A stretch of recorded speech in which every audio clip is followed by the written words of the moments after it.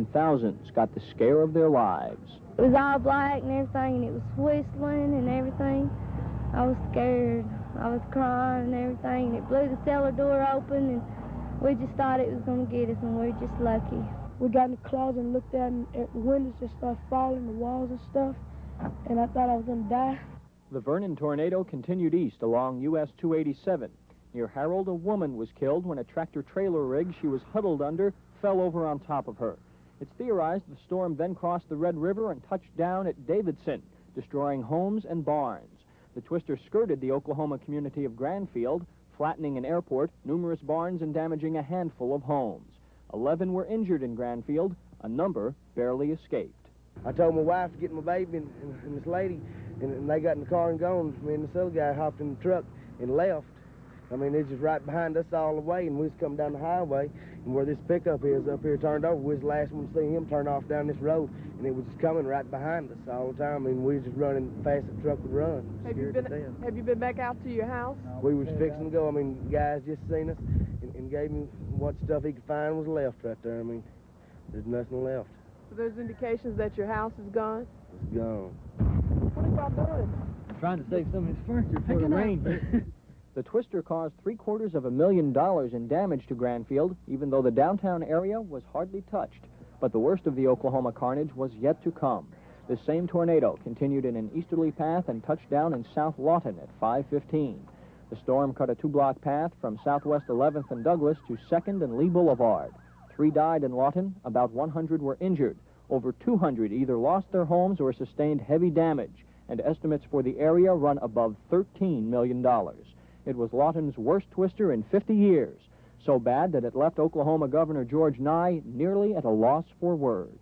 As we saw it from the air, it looked pretty devastating. You could trace the trail of the tornado. We felt, although that it's tragic to have any deaths, we feel very fortunate that we did not have any more. Of course, our heartfelt sympathy goes out to those who have deceased and injured friends and relatives. From the ground, it looks even worse because you get up close. And I think the light of day makes you even more aware of the damage. It also makes you more aware of, we can be grateful that it wasn't worse. I would like to say how pleased I am with the response of the citizens of the area. They've been most cooperative in trying to help and give some love and care and assistance to those in need. I'm particularly gratified there has been no looting whatsoever. The people have come in to help, not to hurt. The Wichita Falls tornado didn't end at the city limits. It continued into rural Clay County, tearing up homes and farms. One hard-hit area was the Homestead Lane section off Hampton Road. 325 homes were damaged in Clay County, many of them here. The twister continued along Highway 79 and hit the community of Dean, causing several $1 million in damage. 70 homes were wrecked in Dean, including that of Susan and Jess Prater. They were vacationing in New Orleans when the storm hit and spent a frantic Wednesday trying to determine if Dean had been affected. Right, we came home, it was Thursday evening, 2:30 a.m. in the morning, and we got about a half mile from our house, and a deputy sheriff's office on the way. I guess he was checking for looters and asked us where we were going, and my husband just humorously said, well, we just got back from our vacation, and we're just going to go see if our house is still there. And he was very solemn, and he asked us, well, he said, what's your name? And my husband said, Jess Prater. And he said, well, do you have a blue pickup? And he said, yes. And he said, well, it's across the road in the pasture across from your home. We've been trying to contact you about your house. And that's all he said. He didn't want to tell us it was totaled. He said, follow me. So we followed him, and there it was. 225 people were injured in Clay County. The storm then hit Waurika, causing $200,000 in damage. But the rebuilding process has begun in Texoma, a process that will take months, years in some areas. But the shock is worn off, and the determination to build back even stronger has overtaken all of Tornado Alley. The lifeline of any city is naturally its power. Primarily, that concerns electricity. And along with that comes gas, water, and communications. The tornado that hit Wichita Falls had a devastating effect on every one of them. During the brief period of time that it took the tornado to move across Wichita Falls, the storm managed to completely wipe out all forms of power. Naturally, there was little left in the way of telephone poles and power lines in the stricken area, but even more importantly, the power throughout the entire city had been halted, as Texas Electric Service Company manager Tom Locke explained. We have 7 main transmission lines that serve the Wichita Falls area, Wichita Falls, Burke-Burnett, and Iowa Park. Because this storm was so widespread in its path and it didn't do the skipping that most tornadoes do, it over a 10 to 15 minute period literally just cut every major link down from our area into the rest of the state of Texas. And when it did that, of course, all the power was cut off to the city. Tesco crews were in the streets immediately, desperately trying to check out the damage. Residents carefully avoided all fallen wires, concerned that they could still be live. Meanwhile, representatives from the Lone Star Gas Company were also in the area, capping off broken lines that might have been leaking gas. To further complicate matters, most phone service throughout Wichita Falls was completely useless, and residents were discovering they had no water coming from their taps. Within an hour after the twister hit, darkness had begun to fall, and most work was limited at best. Nevertheless, the disaster area continued to remain active as electric, gas, and power companies from other North Texas communities sent extra crews out to help.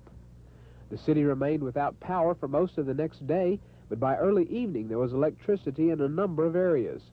The Lone Star Gas Company had already recovered many gas meters from stricken homes, and Regional Manager David Lyles was making sure there were no precautions overlooked. We would suggest that any customer living in a house in an affected area that is going to attempt to move back in where the gas service has been discontinued, that they contact us first and not try to re-inaugurate the gas service themselves. This will give us an opportunity to come out and make a leak test of their house piping to assure that they have no leaks in it and there is not a hazardous condition that exists within their home as far as gas service. With some electricity restored, the power needed at the local water supply plant was now available. However, the storm had caused a number of cracks to appear in the lines, and the city was taking no chances. In addition to the needed power, adequate pressure and the possibility of contamination were two of the problems that arose. But perhaps one of the most widely felt inconveniences was the lack of telephone service immediately following the disaster. Southwestern Bell had an enormous job on its hands, with nearly 7,500 customers without service. 2,000 of those residents lived in areas damaged beyond immediate repair, but for the others, crews worked day and night to restore service, and soon had hundreds of the poles and their lines replaced. The work that was required in the first 2 weeks following the tornado saw many tired employees working hundreds of man-hours, but the result was worth it. Appreciable repair was made to electric, gas, water, and phone service that was needed by thousands of Wichita Falls residents. But the damage was extensive, and a total return to normalcy might take months. Perhaps Tesco manager Tom Locke summed it up best while analyzing the destruction area. We believe there are between 6,500 and 7,000 residences and commercial establishments in the damaged area that have had severe damage to their facilities. Now, that many electric meters or electric customers represents just about the same number that reside in Iowa Park and Burke-Burnett put together. So the construction program ahead of us in the next few months would be like starting from scratch and building all the electric distribution in Iowa Park and Burke put together, if you could imagine that. Although Wichita Falls schools were not in session the week of the tornado, school officials were confronted with a substantial problem, since the twister demolished 2 schools and damaged many others. Martha Eigelhart has that report. There are 2 things that could be looked upon as good when thinking of Terrible Tuesday in our public schools. 1, the heartless tornadoes hit after regular school hours. And 2, schools were not in session because of Easter vacation. But let it not be said that our learning institutions escaped injuries. The tornadoes had no planned targets. In fact, it left its footprints in several of our schools. 11 of our Wichita Falls public schools were damaged. 2 of them were damaged severely.